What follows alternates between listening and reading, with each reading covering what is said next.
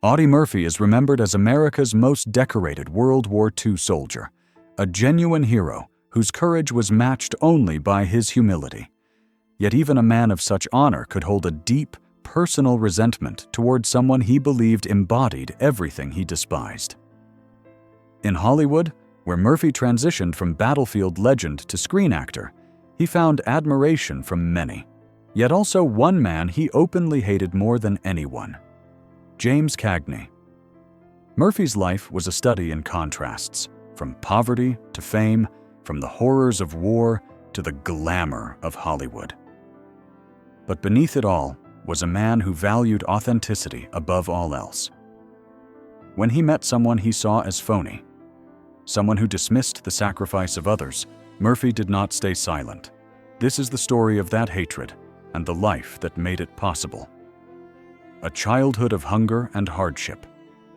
Audie Leon Murphy was born on June 20th, 1925, in Kingston, Hunt County, Texas, into a poor farming family. He was the seventh of 12 children born to Emmett Barry Murphy and Josie Belle Killian. Their life was a daily struggle for survival, shaped by the lingering aftermath of World War I and the harsh realities of the Great Depression. Murphy's father was unreliable and often absent, leaving his mother to raise the family alone. Josie Belle's strength and endurance became the backbone of the household, but when she died in 1941, the family fractured. Young Audie, barely a teenager, was forced to become the man of the house.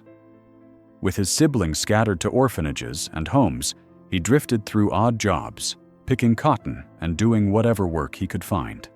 It was in this environment of instability and deprivation that Audie developed the toughness that would later define him. A young man determined to survive. Despite the hardships, Murphy never lost his drive. His schooling ended after 5th grade when the family needed money, and he began working long hours in the fields. But he also began dreaming of a different future, one that would lift him and his family out of poverty. When World War II began to intensify, Murphy saw the military as a chance to escape his circumstances and support his family. At first, he was rejected because he was small and underweight. He was barely 5 feet 5 inches and weighed less than 120 pounds. But his persistence paid off, and on June 30th, 1942, he was finally accepted into the U.S. Army. From that moment, his life would change forever. The war gave him purpose, discipline, and a way to prove himself, not only to the world, but to himself. A hero is born in the fire of war. After training, Murphy was assigned to the 3rd Infantry Division and shipped to North Africa, where the harsh conditions tested him immediately. He quickly earned a reputation for bravery and discipline, standing out among his peers. By July 1943, he was promoted to corporal as his division prepared for the invasion of Sicily. Murphy's courage and leadership were unmistakable, and by the end of the year, he was promoted again to sergeant. In 1944, during Operation Dragoon, the invasion of southern France, Murphy's heroism became legendary. He led attacks, rescued wounded soldiers, and fought with a relentless determination that saved lives and inspired those around him. His bravery earned him a promotion to 2nd lieutenant and the Presidential Unit Citation for his battalion. Each battle strengthened his reputation as a soldier who would never back down. The Culm Pocket and the Medal of Honor. In 1945, Murphy's courage reached its peak during the Battle of the Culmer Pocket. Facing overwhelming odds, he led a counterattack that turned the tide of battle, directing fire and inspiring his men through sheer determination. His actions were not merely brave, they were extraordinary. The battle cemented his reputation as one of the war's most fearless soldiers.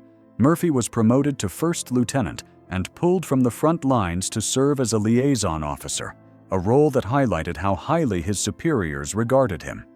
By the end of the war, Murphy's record was unmatched.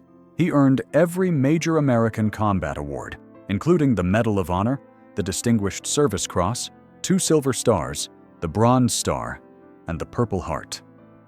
But even with all the medals, Murphy remained humble, always remembering the friends he lost and the horrors he endured. From battlefield to Hollywood. After the war, Murphy's life took an unexpected turn. In 1950, he was commissioned as a captain in the Texas National Guard, continuing his military service. But Hollywood soon called. His wartime reputation made him a natural fit for war films, and he began acting in movies that recreated the battles he had fought. His autobiography, To Hell and Back, became a bestseller, and in 1955, he starred in the film adaptation, playing himself. The movie was a huge success, becoming one of Universal Pictures' most profitable releases of the decade. Despite his sudden fame, Murphy never forgot his military identity. In 1956, he was promoted to major in the U.S. Army Reserve, and in 1969, he officially retired after nearly 30 years of combined service. Yet his legacy as a soldier remained central to his identity, even as he became a Hollywood star. Love, loss, and a search for peace, Murphy's personal life was marked by both love and struggle. In 1949, he married actress Wanda Hendricks, a union that drew public attention due to Murphy's sudden fame. Yet the marriage was short-lived. The emotional wounds of war followed Murphy into his personal life, making stability difficult. After 2 years, the couple divorced, leaving Murphy emotionally drained. Later that same year, he married Pamela Archer, an airline stewardess whose steady presence offered him a sense of normalcy. With Pamela, Murphy found peace.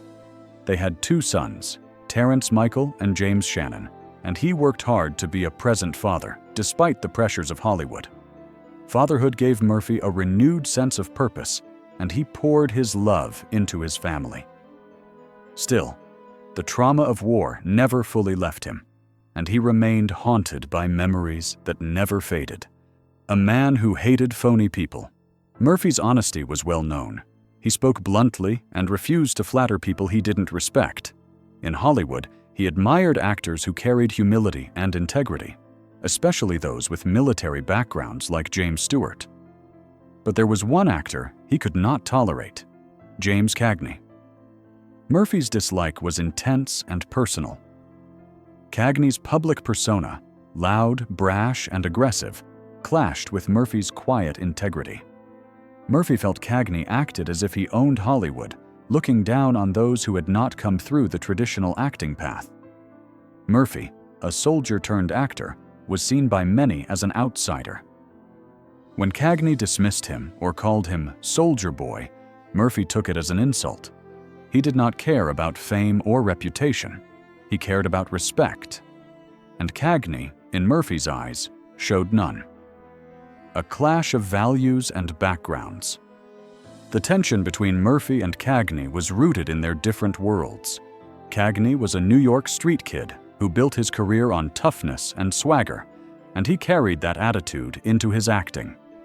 Murphy, by contrast, was a Texan raised in poverty who earned his place through sacrifice and bravery.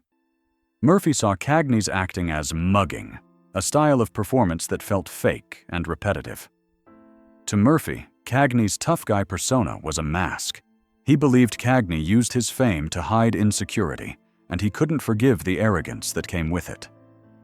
Worse, Murphy believed Cagney had no respect for veterans, for men who risked their lives while others stayed behind.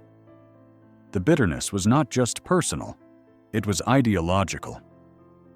Murphy could not forget those who died, and he could not forgive those who, in his eyes, treated their sacrifice as trivial. The hatred that never faded. Murphy's resentment toward Cagney grew into lasting disdain. While Hollywood continued to praise Cagney as one of the greatest actors of his generation, Murphy refused to join the chorus. In interviews, he would change the subject or offer curt responses. In private, he was more direct. "I hated him more than anyone," Murphy once confided. He insisted it wasn't jealousy.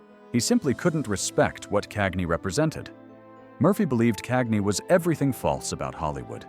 ego, performance, and empty bravado. In Murphy's mind, Cagney never stopped acting, even when the cameras were off. He saw him as a man who had built his career on illusion rather than honesty. And for Murphy, honesty was everything. A tragic end to a hero's life. On May 28, 1971, Audie Murphy's life ended tragically in a plane crash in Virginia. He was a passenger on a private plane that flew into a mountain during heavy fog and rain, killing him, the pilot, and 4 other passengers. Murphy's death shocked the nation, ending the life of a man who had survived the worst of war only to be taken by a tragic accident. He left behind a legacy unmatched by most, remembered as both a hero and a humble man. His hatred for James Cagney remained one of the few personal truths he never softened, a rare window into the values that shaped him. In the end, Murphy was a man who demanded respect, not for fame, but for sacrifice.